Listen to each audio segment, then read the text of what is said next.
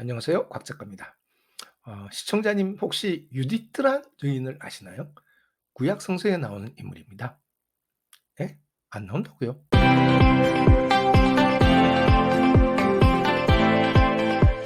안녕하세요. 다시 곽 작가입니다. 유디트는 그 르네상스 이래 유럽 화가들이 즐겨 그리는 캐릭터인데요. 그 중에서도 카라바지오의 유디트가 특히 유명합니다. 명암을 강조하는 카라바지오의 특징이 잘 나타내 있어서 저도 개인적으로 좋아하는 작품입니다. 카라바지오 외에도 많습니다. 산드로 보티첼리, 루카스 크라나흐, 심지어 근대 그 클림트도 유디트를 그린 적이 있어요. 근데 구약 성서에 안 나온다고요? 안 나올 수도 있습니다. 왜냐면은 이 개신교의 구약 성서에는 이 유디트 이야기가 안 나옵니다. 가톨릭 성서에만 나와요. 예, 사실 가톨릭 성서와 개신교 성서가 좀 다르거든요. 오늘은 그 가톨릭 성서와 개신교 성서가 어떻게 다른지, 왜 다른지 말씀드리겠습니다. 기독교가 맨 처음 탄생할 때, 그러니까 그때가 1세기 중엽쯤이에요. 그때만 해도 기독교에 독자적인 성서가 없었습니다. 당연하죠. 그때는 사실 기독교인이란 것도 없었고, 그냥 유대교의 한 분파였으니까요. 음, 그래서 유대교의 성서를 그대로 썼어요. 유대교에서는 타나크라고 부르죠. 그 구약 성서가 타나크죠. 이 타나크는 약자입니다. 보시면은 토라, 네비임, 케투빔 이 세 부분으로 이루어져 있는데요. 토라의 T, 네빔의 N, 케투빔의 그 이 세 글자를 이렇게 묶어서 만들어낸 약자입니다. 먼저 토라는 율법서죠. 구약의 모세오경이죠. 모세가 하나님한테 받아서 유대인들한테 전달했던 율법이 여기 다 들어 있습니다. 안식일에는 절대 일하면 안 되고 하나님한테 제물을 바칠 때는 뭐 이렇게 바쳐라 뭐 그런 시시콜콜한 것까지 다 이제 규정이 났습니다. 네비임은 예언서입니다. 말은 예언서지만 유명한 예언자들이 다 나오고 여호수아서, 사사기, 열왕기 같은 역사서라고 불러도 될 만한 책들도 있습니다. 근데 케투빔은 성문서라고 보통 하는데요. 잡담 글들을 다 모은 겁니다.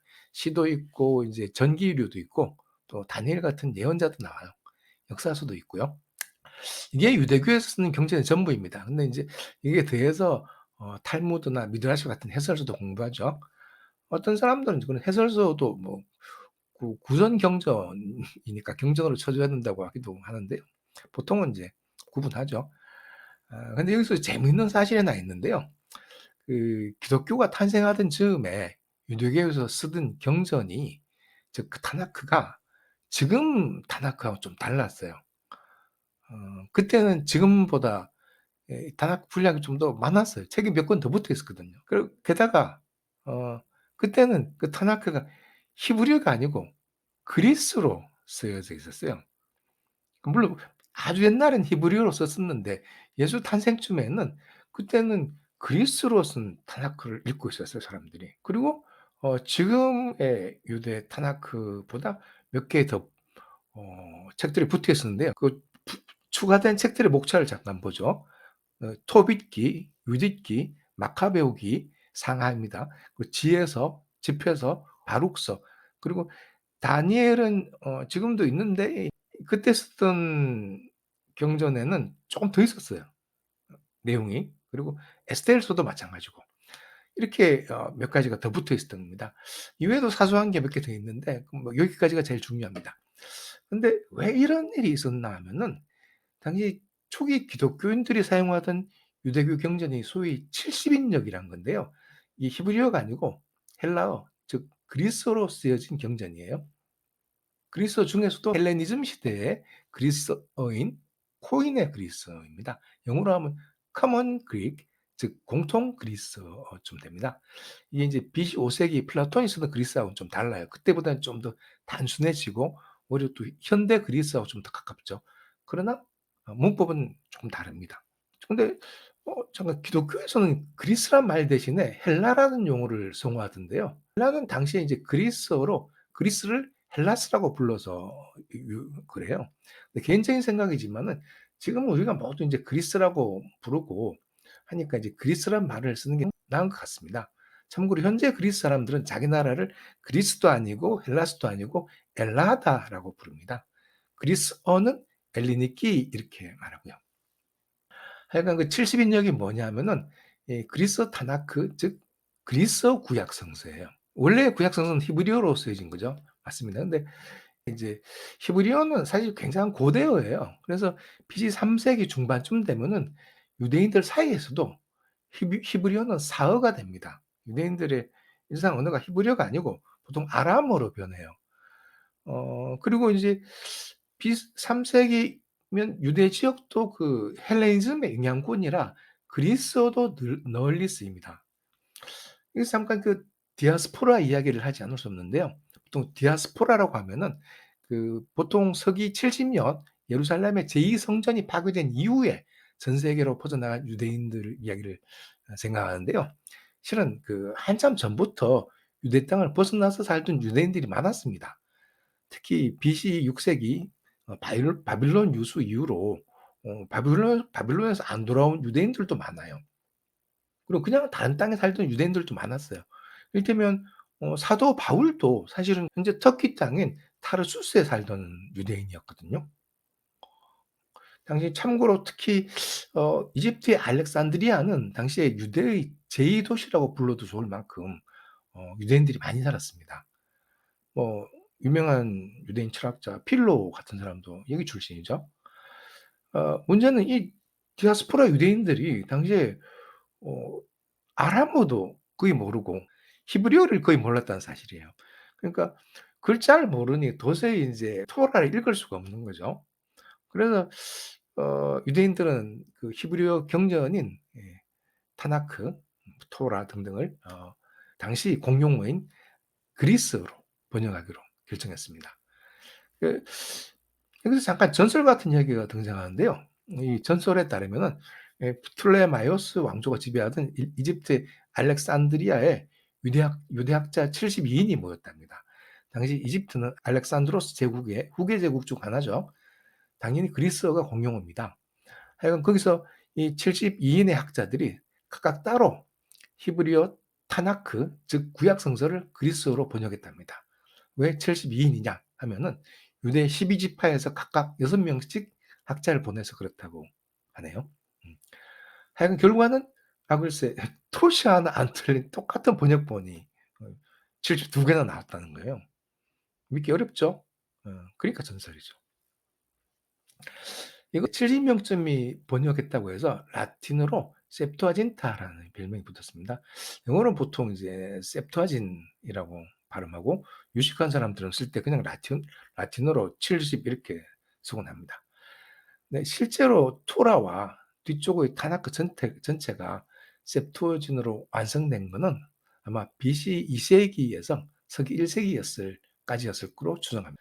이를테면 여기 나온 마카베오서 같은 경우는 BC 2세기 사건을 묘사하고 있거든요. 그러니까 알렉산드리아 시기에 쓸 수가 없죠. 어, 하여간 초기 기독교인들이 쓰던 성서도 바로 이 septuagint, 즉 70인역입니다. 그중에 물론 유식한 사람들은 이제 뭐 히브리어로 쓴 성경도 봤겠죠. 하지만 뭐 대부분은 주류는 70인역을 사용했습니다. 그래서 서기 100년경부터 한동안 정통 유대인들과 기독교인들이 모두 septuagint을 경전으로 쓰는 거죠. 그러다가 서기 70년쯤부터 신약 성서 책들이 조금씩 나오기 시작해요. 70년쯤에 마가복음이 제일 먼저 나오고 그 후로 10년쯤 후에 마태복음, 누가복음이 나오고 좀 더 있다가 요한복음이 나오거든요. 그리고 복음서 나오기 전에 벌써 이미 사도 바울이 열심히 편지를 써서 이제 보내고 있었죠. 뭐 고린도, 뭐 갈라디아 이런 데 편지를 막 보내고 있었죠. 참고로 인제 신약 성서 문서들 중에는 바울 서한이 복음서보다 한 10년쯤 더 빠르다고 보면 됩니다. 그래서 2 세기쯤 들어가면은 로마 전역에 비유대인 기독교인들도 왕창 늘어나고 이 사복음서 외에도 도마복음이니 뭐 윤영기 복음이니 하는 가지가지 복음서가 넘쳐납니다. 이때만 해도 신약 성서의 캐논, 즉 정경은 확정되지 않았을 때입니다. 하여간 기독교인도 늘어나고 기독교 관련 문헌도 늘어나니까 유대교 입장에선 기독교가 라이벌이 되죠.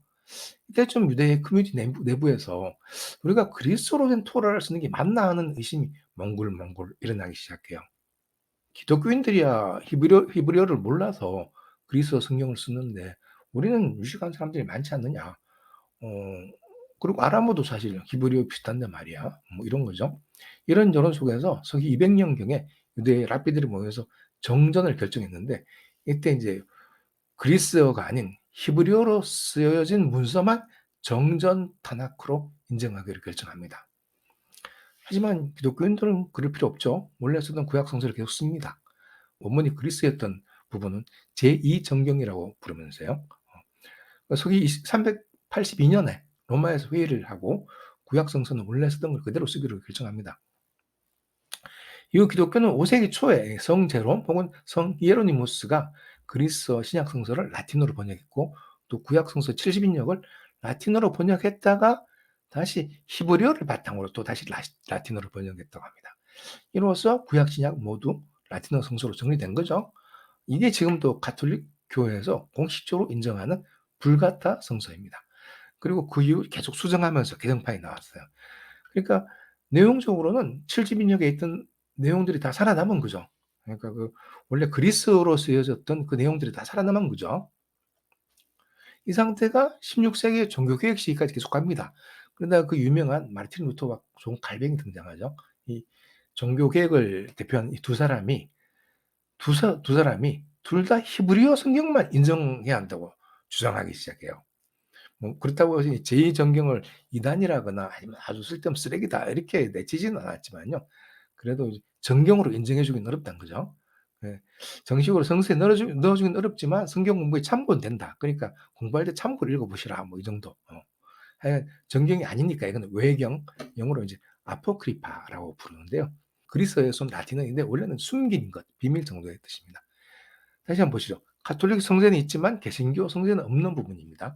토빗기, 유딧기, 마카베오기, 상하, 지혜서, 집회서, 바룩서, 다니엘 3장 24절부터 뒤쪽까지 13장 에스겔 10장 4절부터 16장까지 이렇습니다. 결과적으로 토빗기부터 바룩서까지는 통째로 다르고요. 그리고 개신교 구약 성서에는 안 나옵니다. 그리고 다니엘, 에스텔은 일부가 다릅니다. 일례를 하나 보실까요? 다니엘서 3장 경우는 중간부터 다른데요. 다니엘서 3장 23절까지는 똑같습니다. 번역은 조금 다르지만 내용은 똑같죠. 근데 24절부터는 완전히 다릅니다. 개신교 성서가 느부갓네살이 놀라서 말하는 장면으로 이어진 반면에 가톨릭 성서는 불구덩이 속에서 유대인들이 여유 부리는 모습을 묘사하고 있죠. 이렇게 두 성서가 다릅니다. 이쯤에서 그림을 하나 보시죠. 수산나와 두 노인이라는 제목의 그림인데요. 정숙한 여인 수산나를 두 노인네가 겁탈하려고 하는 장면이에요. 구약 성서 다니엘서에 나온 이야기입니다.